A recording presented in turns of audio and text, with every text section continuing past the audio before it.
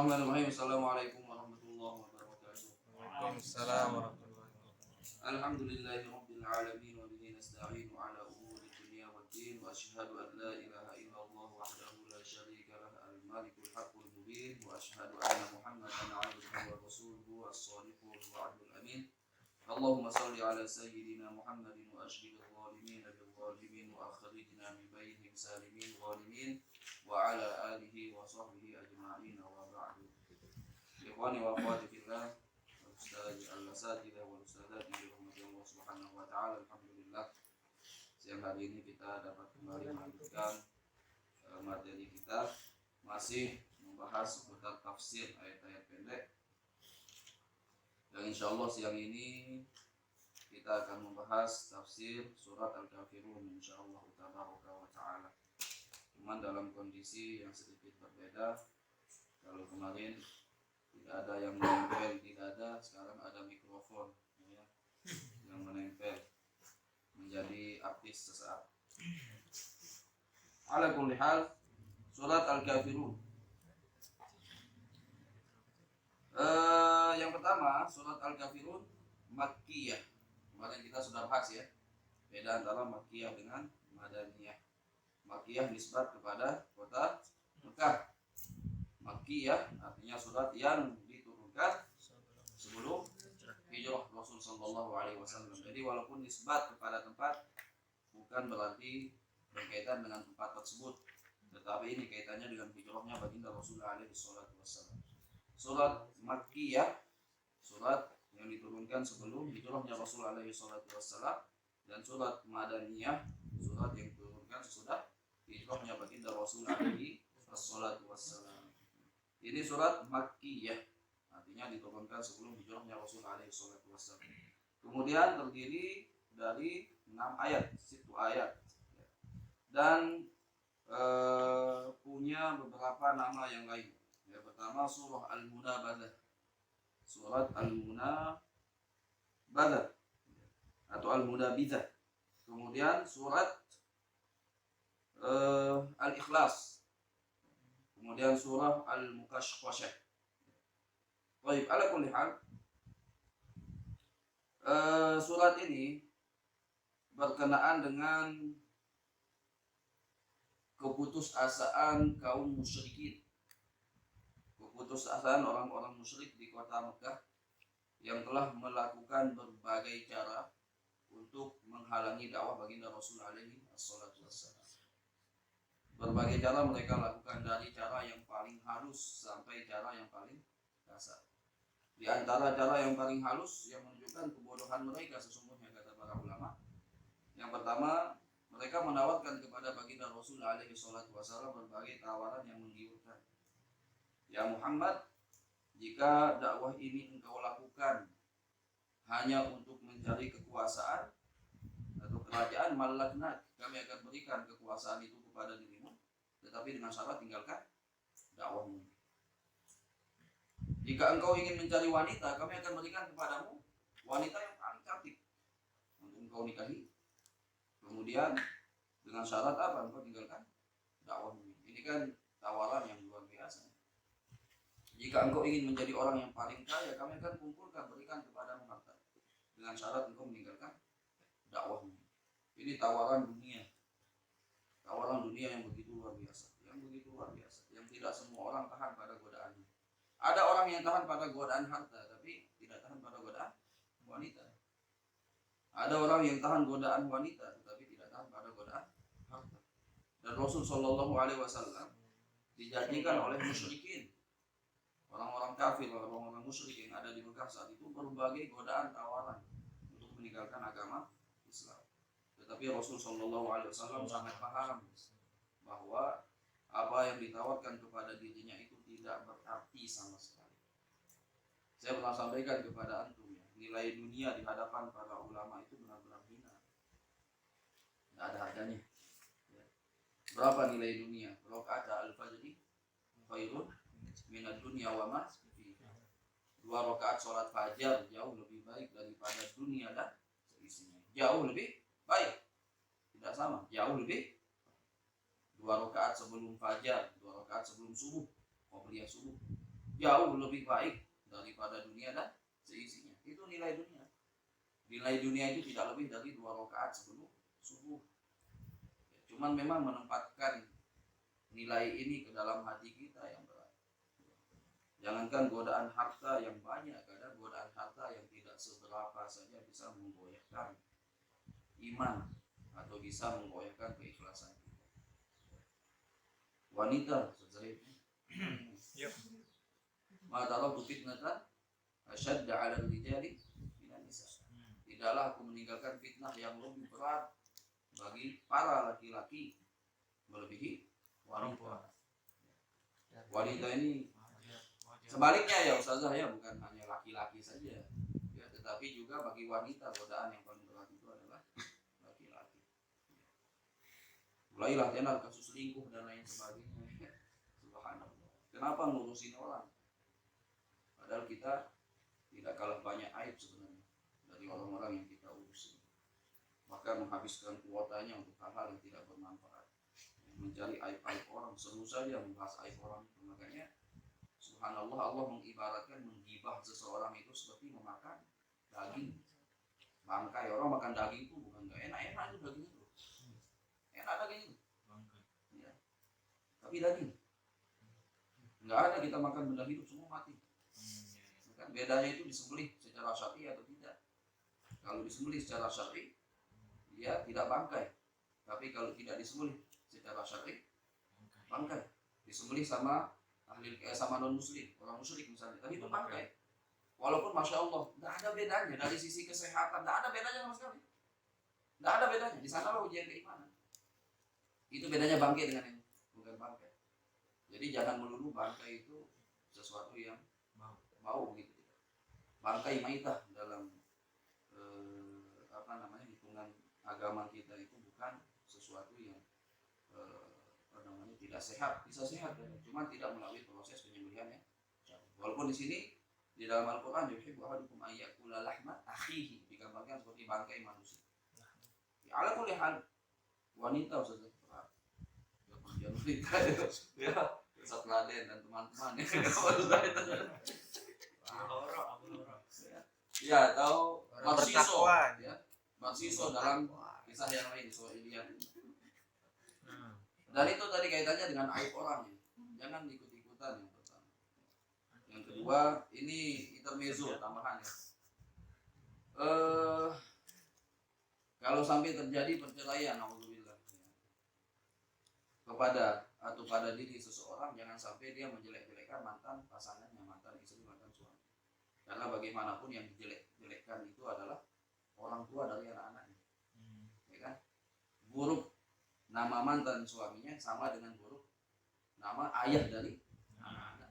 Buruk nama mantan istrinya sama dengan buruk nama ibu dari anak. Ini patut kita jaga. Man ayyara musliman, sabda Rasul sallallahu alaihi wasallam, bidzambin, barang siapa yang menghinakan, yang mempermalukan saudaranya dengan suatu dosa, maka dia tidak akan mati kecuali akan merasakan dosa yang sama. Jadi berat urusan orang itu, udahlah kita ngurus diri sendiri, dosa ngurus orang. Jadi Rasul Shallallahu Alaihi Wasallam ditawarkan berbagai kenikmatan dunia dan jabatan, harta, 3T itu lah, harta, tahta dan ditawarkan kepada baginda Rasul Alaihi Wasallam. 3T ya, harta, tahta dan. Tetapi itu semua tidak mempan. Sampai begitu lucunya begitu. Mereka juga tidak hanya berusaha melobi baginda Rasul Shallallahu Alaihi Wasallam, mereka pun melobi siapa? Abu Thalib. Karena kan yang menjamin Rasul itu Abu Thalib kan, sehingga tidak ada yang berani sentuh Rasul Shallallahu Alaihi Wasallam. Tapi mereka menawarkan kepada Abu Thalib, ya Abu Thalib, kalau kamu ingin punya anak angkat katanya yang lebih ganteng, yang lebih baik, udahlah, ya kami akan bawakan pemuda yang akan menjadi anak angkat mengganti Muhammad. Gitu. Ini kan lucu sekali. Ini menunjukkan keputusasaan mereka dan menunjukkan kebodohan mereka. Karena mereka sudah tidak tahu caranya lagi seperti apa untuk menghentikan dakwah baginda Rasul Sallallahu Alaihi Wasallam, maka mereka meminta kepada Rasul Sallallahu Alaihi Wasallam win-win solution lah, 50-50. Apa win-win solution? Kami menyembah Tuhanmu 1 tahun dan kamu menyembah Tuhan kami 1 tahun. Na'budu ilahaka sana wa ta'budu alihatana sana. Kami akan menyembah Tuhanmu wahai Muhammad 1 tahun dan kau menyembah Tuhan-Tuhan kami 1 tahun. Jika yang benar itu engkau, kami sudah mengambil itu kebenaran 1 tahun. Dan jika yang benar adalah kami, kamu pun sudah mengambil kebenaran itu 1 tahun. Ini kan keputusasaan dari mereka. Jadi sudah tidak ada jalan lagi. Tapi Rasulullah SAW menjawab ma'al. Na'udzubillah. Sampai di dalam satu riwayat disebutkan baginda Rasul SAW mengatakan, aku tunggu dulu jawaban dari Tuhan. Ya. Maka kemudian Allah Subhanahu wa taala menurunkan firman-Nya ini. Qul ya ayyuhal kafirun. Baik, keutamaan dari surat Al-Kafirun. Sebelum kita bahas tafsirnya. Apa keutamaan dari surat Al-Kafirun? Yang pertama, baginda Rasul alaihi assalatu wassalam di dalam hadis riwayat Imam Muslim membaca surat ini. Qara'a bihadhihi as-surah wa biqul huwallahu ahad fi rak'atay tawaf. Rasul sallallahu alaihi wasallam membaca surat Al-Kafirun ini dengan surat Al-Ikhlas di rakaat tawaf. Sunnah ya. Ketika akan tawaf, maka dia melaksanakan salat. Yang dibaca pada rakaat pertama adalah Al-Kafirun dan pada rakaat kedua adalah Al-Ikhlas. Dan bukan hanya itu saja. Apalagi sering yang maklum yang sering kita ketahui surat Al-Kafirun sunnahnya dibaca kapan? Ba'diyah maghrib. Ba'diyah maghrib. Ya. Membaca Al-Kafirun dengan Al-Ikhlas. Ini berpasangan terus kan? Ya. Ini Masya Allah karena dari sisi makna sangat berkaitan antara Al-Kafirun dengan Al-Ikhlas. Al-Kafirun ini Al-Baro'ah. Al-Baro'ah itu artinya berlepas diri, sama sekali tidak ingin berhubungan dengan Tuhan-Tuhannya orang kafir. Berlepas diri. Kemudian Al-Ikhlas ini menegaskan keesaan Allah Subhanahu wa taala. Makanya berdampingan terus. Kemudian kapan lagi? Qobliyah subuh. Betul. Qobliyah subuh. Kapan tadi? Rakaat tawaf, 2 rakaat sunnah, salat sunnah tawaf. Kemudian 2 rakaat sesudah maghrib. Kemudian 2 rakaat sebelum subuh yang tadi saya katakan khairun minad dunya wa ma fiha. Kemudian kapan lagi nih? Witir. Ya. Sebagian mengatakan salat maghrib. Ya, saya lupa apakah Fathul Mu'in atau Fathul Qarib saya baca, seingat saya di Fathul Mu'in bahwa sholat sunnah yang 2 rakaat kan sunnahnya baca Al-Kafirun dengan Al-Ikhlas. Disarankan lah, saya katakan sunnah juga tidak, cuma di sana disarankan ya, di dalam kitab ini kalau sholat yang 2 rakaat karena banyak sekali Rasul di sholat yang 2 rakaat membaca di rakaat pertama Al-Kafirun dan di rakaat kedua adalah Al-Ikhlas. Maka yang sifatnya 2 rakaat disunahkan membaca 2 surat Al-Kafirun dengan Al-Ikhlas. Ya. Witir juga, witir bukan di rakaat pertama dan kedua, tetapi di rakaat kedua dan ketiga. Karena di rakaat pertama membaca Sabbihis rabbikal a'la alladzi khalaqa fasawwa, kemudian nanti di rakaat kedua membaca surat Al-Kafirun dan di rakaat ketiga membaca surat Al-Ikhlas. Entah itu dengan 1 salam atau dengan 2 salam. Kemudian ini juga setara dengan nilainya 1/4 Al-Quran. Sebagaimana yang pernah kita bahas pada surat An-Nasr yang kemarin. Al-Kafirun ini setara atau nilainya sama dengan 1/4 dari Al-Quran. Kemudian ini juga disunnahkan oleh Rasul Shallallahu Alaihi Wasallam untuk dibaca sebelum tidur. Ternyata surat Al-Kafirun pun disunnahkan untuk dibaca sebelum tidur. Kenapa? Karena ini bara'atul minasyirik. Ini adalah bukti kita berlepas diri dari kesyirikan kepada Allah Subhanahu wa taala. Ya, sababun nuzul sudah tadi ya. Bahwa ayat ini diturunkan karena permintaan orang-orang musyrik untuk apa? Ya, menyembah Allah Subhanahu wa taala. Mereka meminta untuk menyembah Allah Subhanahu wa taala 1 tahun dan baginda Rasul sallallahu alaihi wasallam menyembah sebagai gantinya juga menyembah Tuhan mereka selama 1 tahun. Baik. Ini ada yang mengatakan ada beberapa orang. Jadi ada personal yang datang kepada Rasul sallallahu alaihi wasallam. Ya. Disebutkan bahwa yang datang kepada Rasul Shallallahu Alaihi Wasallam ini adalah beberapa orang. Yang pertama adalah Al-Walid bin Mughirah, yang kedua adalah Al-As bin Wa'id, yang ketiga Al-Aswad bin Abdul Muttalib.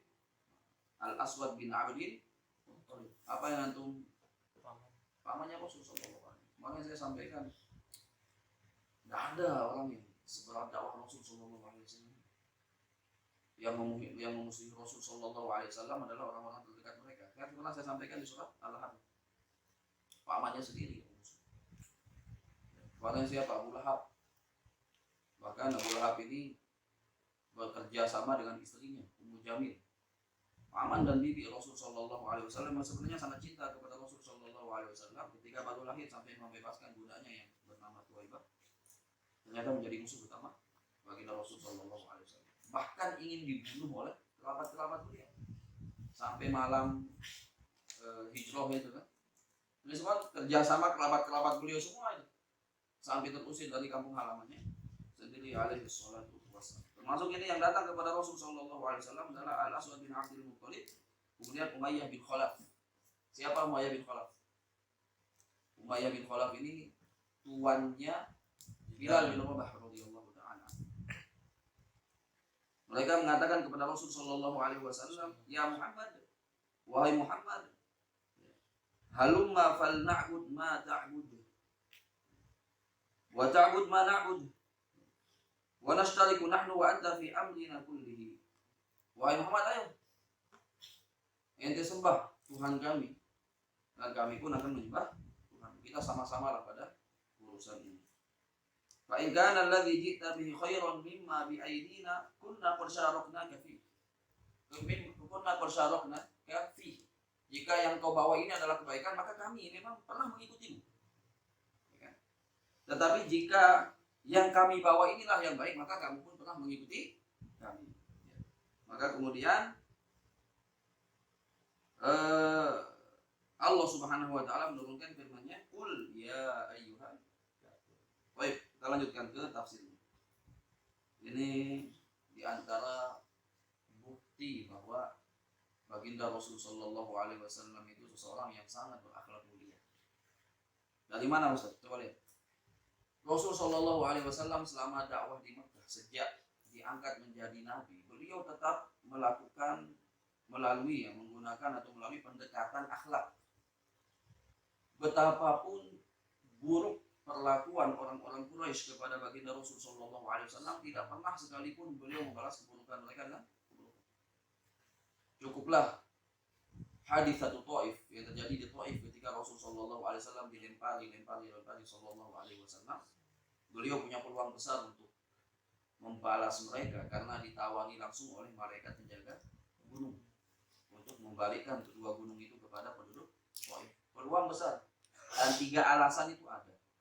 Alasan pertama, bahwa Rasul punya alasan untuk melakukannya. Kenapa? Karena dia dihinakan oleh orang-orang tersebut. Ya, kalau kita kan nggak nunggu nanti itu, begitu ditawarkan nggak mau lawan malaikat begitu kan. Rasul punya alasan karena beliau disakiti. Yang kedua, Rasul punya izin dari Allah Subhanahu wa taala. Buktinya apa? Yang datang samperin Rasul itu bukan hanya malaikat penjaga gunung, tetapi juga malaikat Jibril. Ini menunjukkan izin Allah Subhanahu wa taala. Yang ketiga, Rasul punya peluang untuk melakukan itu. Ya kan, ditawarkan langsung. Peluang, alasan, izin, tiga-tiganya ada. Tetapi Rasul tidak melakukan itu. Justru lebih memilih untuk memaafkan mereka, bahkan apa? Mendoakan mereka alaihi salatu wassalam. Ini akhlak Rasul sallallahu alaihi wasallam. Betapapun beratnya perlakuan orang-orang musyrik, orang-orang kafir kepada baginda Rasul sallallahu alaihi wasallam, tidak pernah sekalipun Rasul sallallahu alaihi wasallam mukhatab yukhotib, berdialog atau memanggil mereka dengan umpatan, dengan kata-kata kasar alaihi salatu wassalam. Bahkan mendoakan buruk pun mereka. Rasul sallallahu alaihi wasallam tidak pernah melakukan itu. Selalu menggunakan pendekatan akhlak mulia. Nah, Allah Subhanahu wa taala Maha tahu, alim, bahwa Rasul sallallahu alaihi wasallam akan terasa berat oleh beliau untuk menggunakan kata-kata yang kasar. Maka ini tentu hasil tadabbur para ulama yang saya sampaikan. Ya. Sehingga inilah hikmahnya kemudian Allah Subhanahu wa taala memulai ayat ini menggunakan kata kul. Kul, katakan. Contoh nih. Ya. Ketika Pak Kepala bilang, teman-teman nih ngusulin lewat saya, Ustaz, ayo libur aja Ustaz. Libur aja, kita sudah nih, besok libur. Akhirnya saya ke Pak Kepala. Salam teman-teman nih. Kalau enggak, salam teman-teman libur. Pak Kepala bilang, salamkan. Bilang Paham tak? Bilang ke teman-teman bahwa tidak libur besok. Akhirnya saya bilang, salam Pak Kepala. Beliau bilang, katakan ke mereka wahai Naufal bahwa besok tidak ada libur. Berarti ini yang mengungkapkan, ini redaksinya dari saya atau dari Pak Kepala? Paham tak? Jadi ketika Rasul mengatakan kul, ini redaksi bukan dari saya. Yang keras ini bukan dari saya. Ini kata kafir itu loh. Keras. Sekali lagi, selama bertahun-tahun dakwah Rasul Shallallahu Alaihi Wasallam, pendekatannya itu adalah akhlak yang mulia, tutur kata yang baik, sopan santun, ketinggian akhlak Shallallahu Alaihi Wasallam. Nah kalau Rasul akan mengatakan ayyuhal kafirun, ya ayyuhal kafirun, kan kasar itu, keras bukan kasar ya, keras tegas. Maka Allah Subhanahu Wa Taala yang maha mengetahui perasaan Rasul Shallallahu Alaihi Wasallam ingin menjaga itu, bahwa ungkapan yang keras ini bukan berasal dari dirinya, tetapi jawaban dari Allah Subhanahu Wa Taala.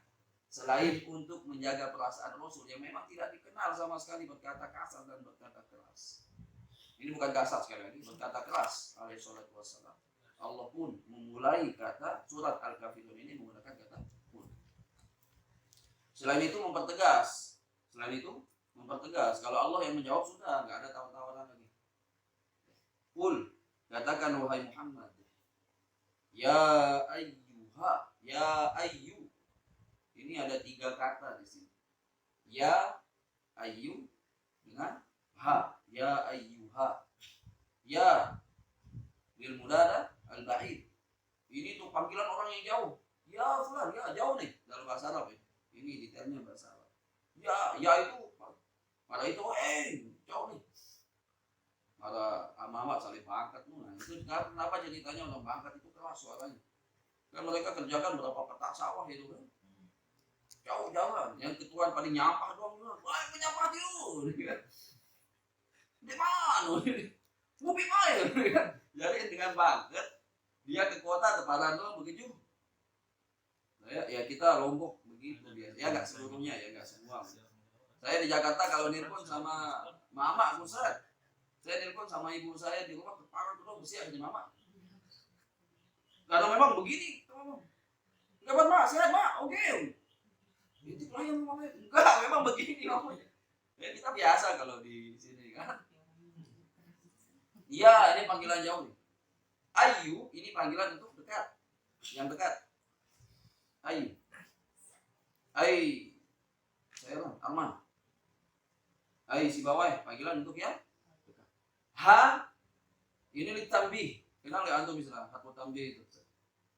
Makanya kata ismul isyarah, mana yang disebut ismul isyarah? Zanya itu, za bukan hadza. Zihi bukan hadhi. Hanya litambih. Tambih itu tambihun lil ghafil aw lin naim. Jadi yang sangat dekat dengan kita. Beda kan sangat dekat dengan jauh, beda. Nah, ini tiga-tiganya dipakai di sini nih. Ya ayyu ha. Berarti ini sesuatu yang sangat penting. Seruan untuk yang jauh, yang dekat dan yang sangat dekat.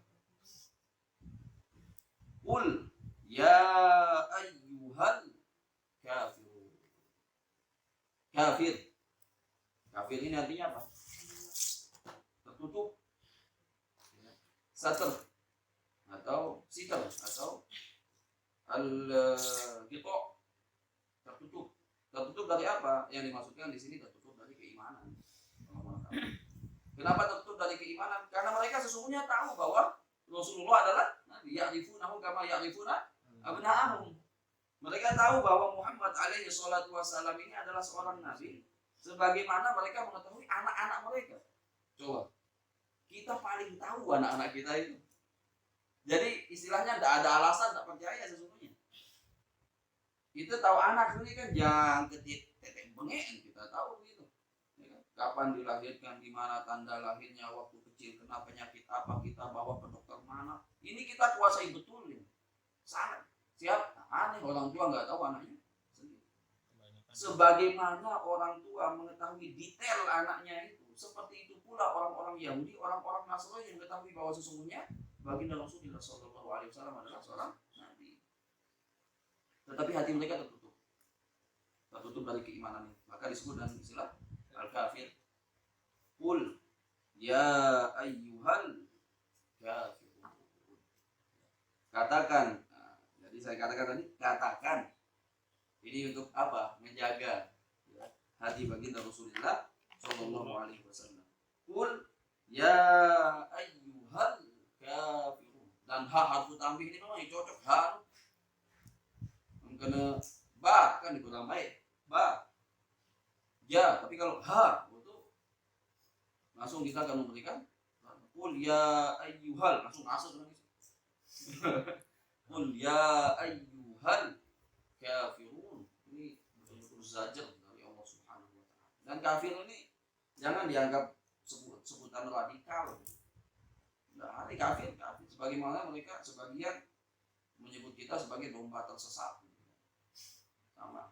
Mereka pun saya pikir punya istilah untuk orang-orang di luar agama mereka. Jadi nggak usah, apalagi disebut non muslim itu luas.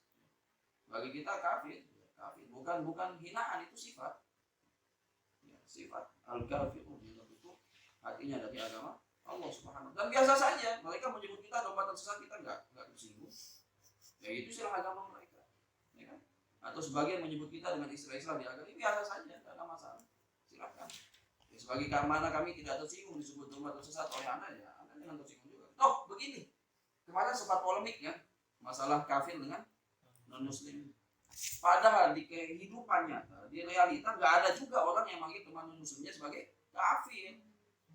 Dan ada sih. Coba siapa yang dengan sengaja manggil temannya kafir yang non muslim? Bro kafir, apa kabar? Nggak ada.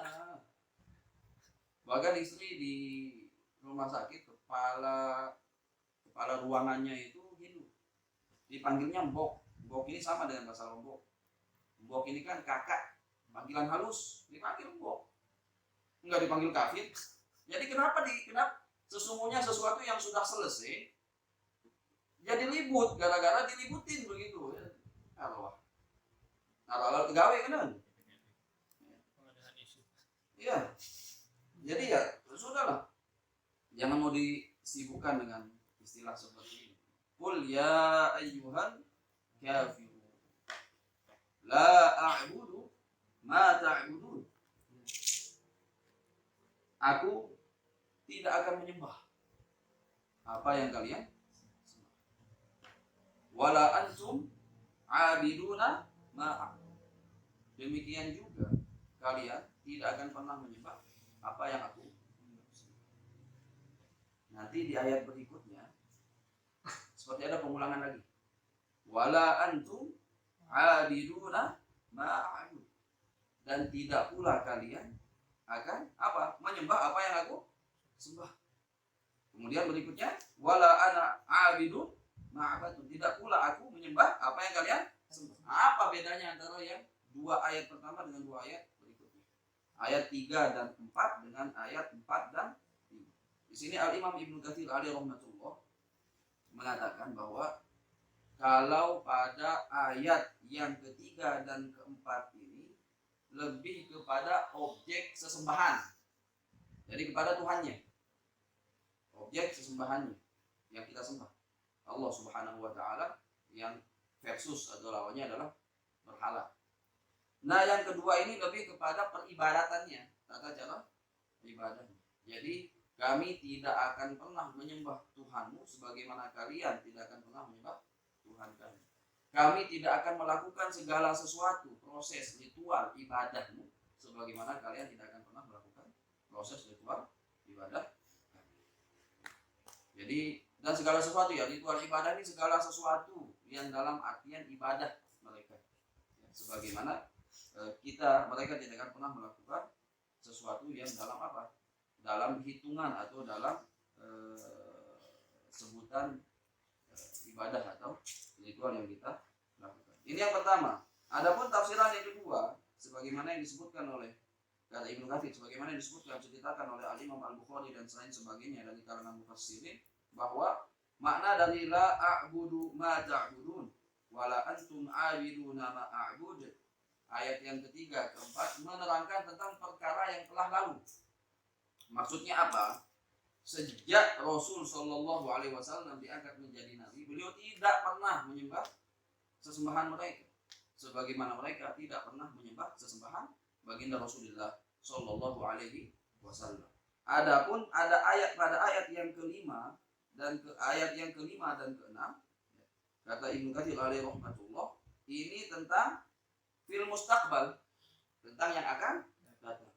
Jadi kita tidak pernah menyembah Tuhan mereka dan tidak akan pernah menyembah Tuhan mereka, tidak akan pernah beribadah sebagaimana ibadah mereka dan tidak akan pernah beribadah seperti ibadah mereka dan tidak akan pernah beribadah seperti ibadah mereka. Ini kaitannya dengan yang telah lalu dan yang akan datang. Artinya tidak akan mungkin terjadi sampai kapanpun kita akan menyembah Tuhan mereka, sebagaimana mereka pun tidak akan pernah menyembah Tuhan kita. Ya, agama mereka, agama kita, agama kita. Adapun pendapat yang ketiga ini sebagai penguat saja, takkid. Ya, takkid. Apa bahasa Indonesianya takkid ini? Penguat lah ya. Saya tidak akan pernah makan di rumahmu. Enggak akan pernah makan. Ini kan penegas ya. Penegasan. Jadi kami tidak akan pernah menyembah. Aku tidak akan pernah menyembah Tuhan kalian.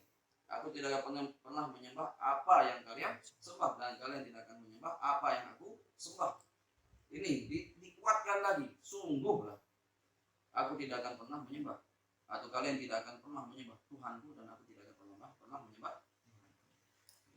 Ini kata Al-Imam Ibnu Katsir alaihi rahmatullah. Dan ada keterangan yang keempat yang disebutkan oleh Al-Imam Ibnu Taimiyah dan terutama disebutkan oleh Ibnu Katsir, dan beliau mengatakan ini adalah pendapat yang baik. Ada kaitannya nafi tentang perbuatan dan nafi tentang ini jumlah fi'liyah dan jumlah ismiyah. Saya pikir tidak terlalu penting ya dibahas. Saya pikir ya tiga itu sudah cukup mewakili. Ya. Kemudian lakum dinukum waliyadin.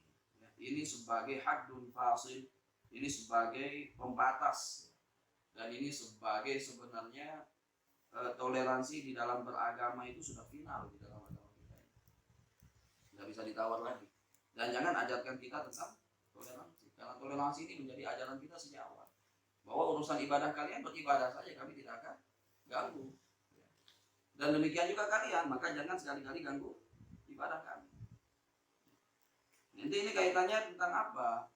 Tentang misalnya tahniah, ucapan selamat pada hari raya mereka. Masya Allah, ini agama kita ya. Kalau urusan akidah itu nggak ada istilah tawar-menawar. Kalau urusan muamalah masih ada, boleh. Nggak ada batasan kita berbuat baik pada sesama. Ini kasus dulu Asma binti Abi Bakar, sebab turunnya surat di surat Al-Mumtahanah seingat saya. Apa bunyinya? Untuk situ.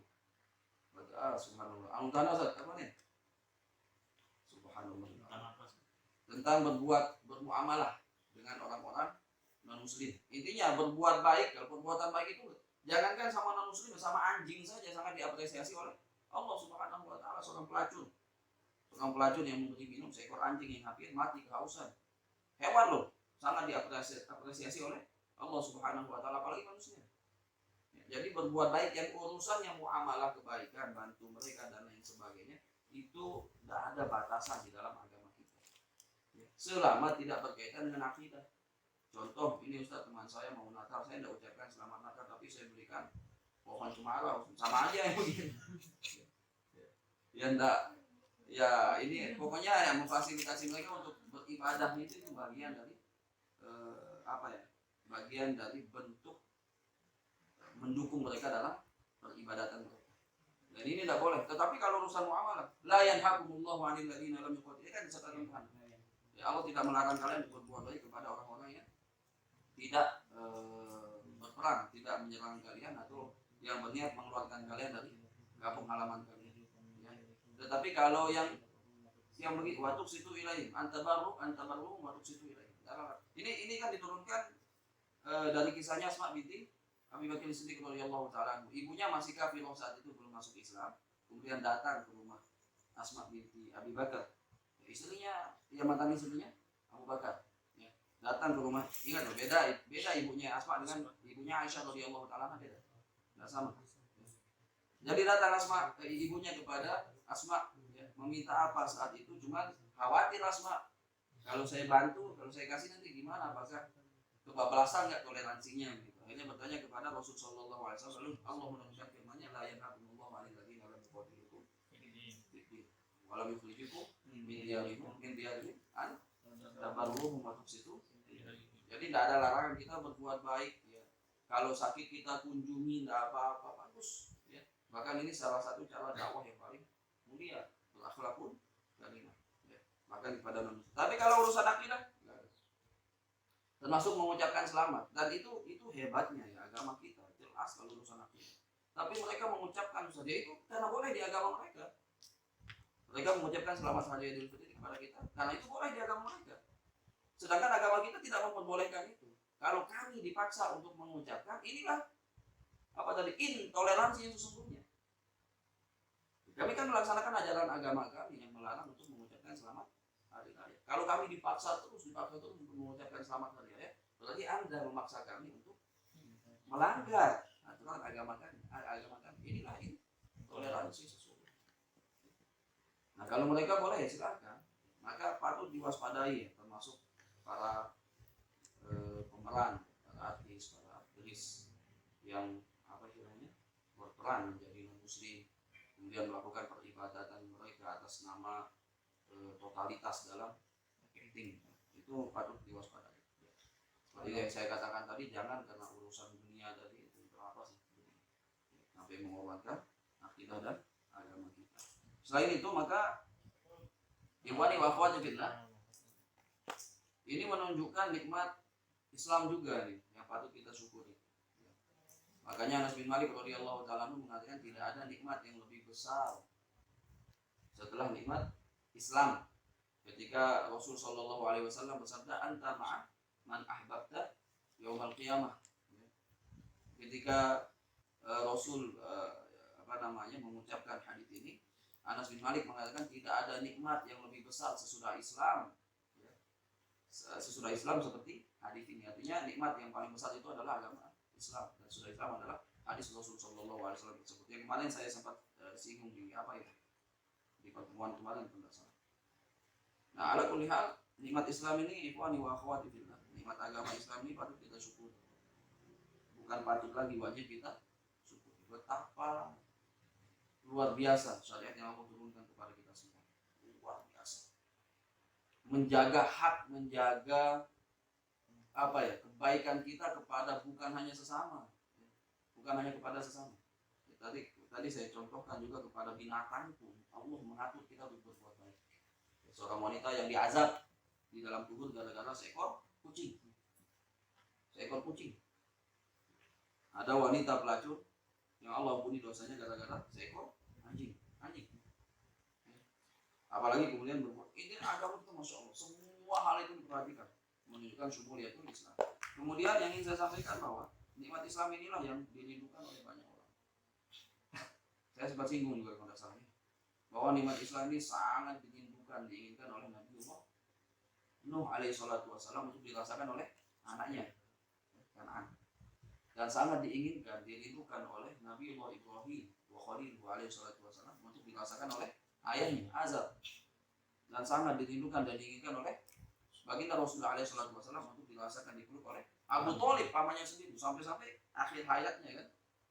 Ketika sakaratul maut Abu Thalib, Rasul masih mendampingi, berusaha berupaya agar Abu Thalib masuk Islam. Tapi ujung-ujungnya Abu Thalib tetap berada di dalam kekafirannya, di dalam kemusyrikannya. Ini bukti bahwa para nabi pun sangat menginginkan agama ini dipeluk, dirasakan oleh orang-orang terdekat mereka, tetapi Allah tidak berikan hidayah itu. Dan Allah memberikan hidayah itu pada kita, nikmat Islam. Maka kita patut mensyukuri nikmat Allah Subhanahu wa taala. Kemudian betapa besar perjuangan orang-orang terdahulu untuk mempertahankan agama ini. Sebagaimana yang saya sampaikan, ini kan ayat ini diturunkan sebagai jawaban keputusasaan orang-orang musyrik saat itu yang sudah tidak punya jalan lagi untuk mencegah dakwah baginda Rasulullah alaihi wasallam.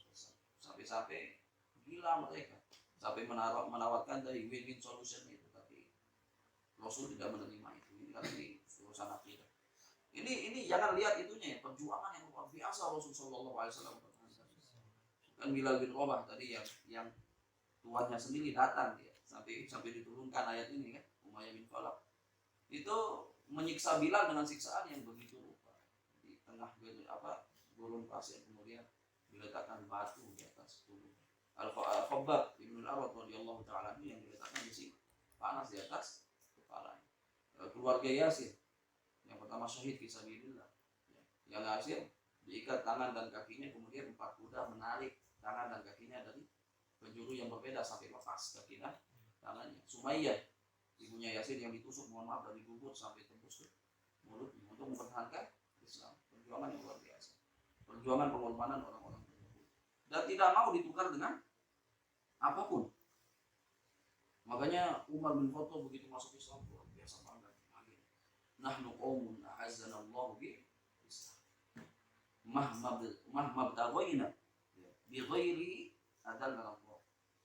Kita ini adalah suatu kaum yang Allah muliakan dengan agama Islam. Yang Allah muliakan dengan agama Islam. Dan barang siapa yang mencari kemuliaan selain dengan Islam, maka Allah akan menghinakan dia.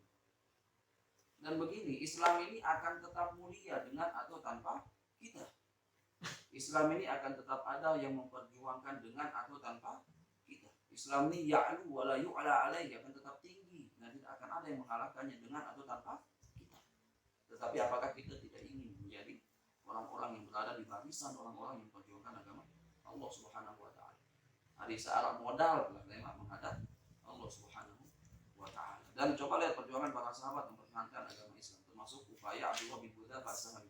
Barangkali mana saja kita Abdullah bin Hudzafah as-Sahmi radhiyallahu taala yang menjadi utusan Rasul sallallahu alaihi wasallam, mengirimkan surat ke Kisra Raja Persia. Kemudian di zaman Umar bin Khattab radhiyallahu taala beliau menjadi panglima kaum muslimin yang menyerang Romawi. Cuman Allah takdirkan beliau tertangkap. Allah takdirkan Abdullah bin Hudzafah as-Sahmi radhiyallahu taala tertangkap.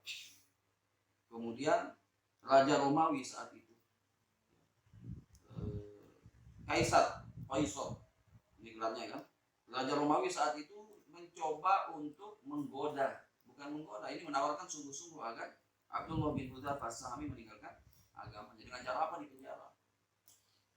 Dipenjara dengan melalui berbagai ujian. Beliau pernah diuji dengan, mohon maaf, wanita yang masuk ke penjaranya kemudian melepaskan seluruh pakaiannya. Selesai? Melepaskan seluruh pakaiannya, mohon maaf, satu persatu, sambil entah menggoda seperti apa di depan Abdullah bin Hudzafah as-Sahmi. Tapi coba lihat, Abdullah bin Hudzafah as-Sahmi radhiyallahu taala tidak tergoda sedikit pun, tidak terpengaruh sedikit pun. Iya, beliau hanya sekedar melirik saja, tidak. Radhiyallahu taala sampai keluar ungkapan wanita ini, la adri, kata dia, a'udkhiltu ala basharin amil hajar. A'udkhiltu ala basharin am hajar. Aku tidak tahu aku ini dimasukkan kepada manusia atau batu, katanya. Kadang nggak bergerak sama sekali. Diuji dengan cara seperti itu. Diuji dengan rasa lapar yang luar biasa. Nggak dikasih makan, nggak dikasih minum. Begini katanya ditawarkan. Tanassor, ayo jadi Nasrani. Walaka nisfu mulki. Ente masuk Nasrani, saya bagi kekuasaan saya, setengah ente, setengah saya. Harta selesai, setengah kekuasaan Romawi. Yang jadi saat itu jadi imperium besar. Tanassor walaka nisfu. Ente jadi Nasrani, udah murtad, saya kasih setengah kekuasaan saya. Tidak mau dipenjara. Besoknya dipanggil. Tanassor wa usyribuka fi mulki. Ente Nasrani, ente murtad, kita udah ente jadi raja, sama-sama kita berkuasa, menguasai seluruh kekuasaan. Tidak mau. Dipenjara. Nah itu tadi didadakan perempuan. Tidak mau.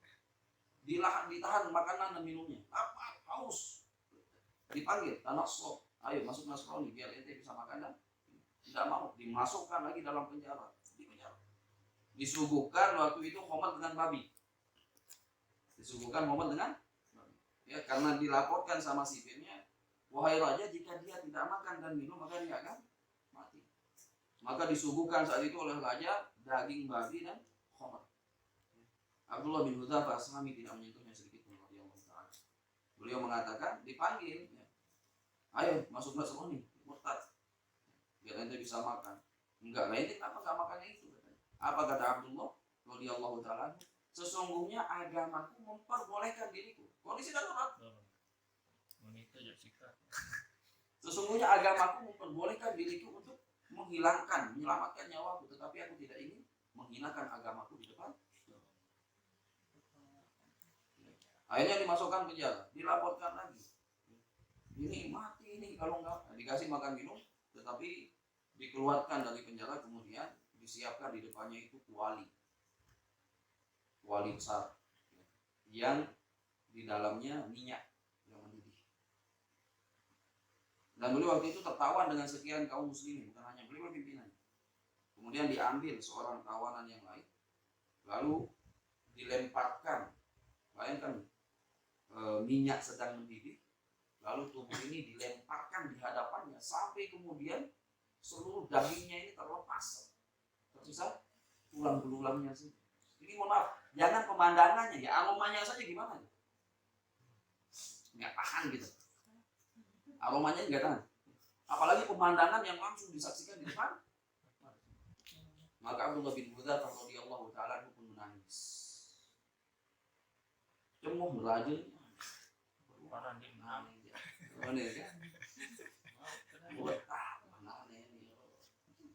Aku bahasa kita main layar cundang. Ditanya lah Abdullah bin Hudzafah. Nah, udah kalau begitu dah. Saya tahu yang dia menjawab. Udah, murtad aja. Enggak, ini Abdullah. Enggak. Lalu mengapa aku menangis oleh Abdullah? Beliau mengatakan, demi Allah, aku membayangkan jika aku memiliki 100 nyawa, lalu aku saksikan diriku satu persatu dimasukkan ke dalam wali itu. Kenapa? Merasakan pengorbanannya untuk agama Islam. Sampai kemudian raja itu pun takjub dengan kekuatan iman Abdullah bin Hudzafah As-Sahmi radhiyallahu ta'ala, dan raja ini mengatakan, aku menyerah dan aku kagum dengan keimanan. Aku akan membebaskanmu dengan satu syarat. Apa? Cium kepala. Itu permintaan raja Romawi. Akhirnya Abdullah bin Hudzafah mengatakan, akan aku cium dengan satu syarat. Coba, ini dia tawanan nih, tapi masih memberikan. Akan aku cium dengan satu syarat. Bebaskan juga tawanan-tawanan yang lain. Raja pun mengiyakan. Akhirnya dibebaskan dia dan tawanan-tawanan, barulah kemudian dia mencium kepala Kaisar raja Romawi ini radhiyallahu ta'ala. Maka beliau pun pulang ke Madinah. Dan hal ini diceritakan kepada Amirul Mukminin saat itu, Umar bin Khattab radhiyallahu ta'ala. Setelah mendengar cerita ini, Umar bin Khattab radhiyallahu ta'ala mengatakan, kami jauh lebih berhak. Jadi setelah dia mencium keningnya siapa namanya? Raja pun mencium keningnya Abdullah bin Hudzafah. Jadi selain cari siduk kepalanya raja mencium keningnya Abdullah bin Hudzafah. Nah, Umar mendengar cerita ini mengatakan, sesungguhnya kami jauh lebih berhak untuk mencium kepala yang mulia ini. Akhirnya Umar lebih dulu. Setelah Umar mencium kepala ini, beliau pun meminta para sahabat dan orang-orang muslim, ayo cepat cium kepalanya sampai dikejar-kejar itu Abdullah bin Hudzafah untuk dicium kepalanya oleh para sahabat. Apa yang saya sampaikan begitu perjuangan mereka untuk mempertahankan agama. Ya. Belum lagi sahabat yang mulia. Subhanallah. Ka'ab bin siapa namanya? Subhanallah. Yang tidak ikut perang Tabuk saat itu. Ka'ab bin Malik radhiyallahu ta'ala anhu dengan beberapa orang sahabat yang kemudian diisolir nih, dihajar selama 40 hari. Bayangkan antum hidup di desa antum, tidak ada sama sekali yang boleh berinteraksi dengan Ka'ab bin Malik radhiyallahu ta'ala anhu. Tidak boleh ada yang berinteraksi, bahkan berjual beli nggak ada yang boleh. Nggak diajak ngomong, ada yang nanya, buang muka. Bahkan istri dan keluarganya nggak boleh berinteraksi sama Ka'ab bin Malik. Dan itu berlangsung 40 hari karena meninggalkan perang Tabuk. Cuma Masya Allah, luar biasanya sahabat ini nggak cari-cari alasan, ditanya karena nggak mau pergi aja. Dia akan, karena dia tahu juga nggak mungkin bohong kepada Rasul itu. Luar biasanya, datang utusan Romawi datang utusan pensi mengajak dia untuk apa? Meninggalkan agamanya. Udahlah, kau dihinakan seperti ini. Mengikut kami aja. Kami akan muliakan kau di sana. Menolak. Ka'ab bin Malik radhiyallahu anhu. Dalam kondisi sempit seperti itu, satu desa, satu kota Madinah itu mendiamkan bahkan keluarganya, gak ada yang mau lawan bicara. Tetapi beliau lebih memilih bersabar, menerima ketetapan Allah dan Rasulullah Shallallahu Alaihi Wasallam. Ya, itu perjuangan orang dahulu, yang memperjuangkan Islam mereka, memperjuangkan iman mereka. Nah, kita tinggal menikmati ini sekarang. Tinggal menikmati dengan cara menjalankan semua ajaran-ajaran yang telah digunakan oleh baginda Rasulullah Shallallahu Alaihi Wasallam. Jadi barangkali yang kaitannya dengan tafsir surah Al-Kafirun, semoga bermanfaat. Insya Allah pekan depan kita akan bahas tafsir surat Al-Kautsar. Tadinya saya mau bahas kalian, cuma kayaknya panjang juga kalau dua-duanya langsung. Baik, jazakumullah khairan. Assalamualaikum warahmatullahi wabarakatuh.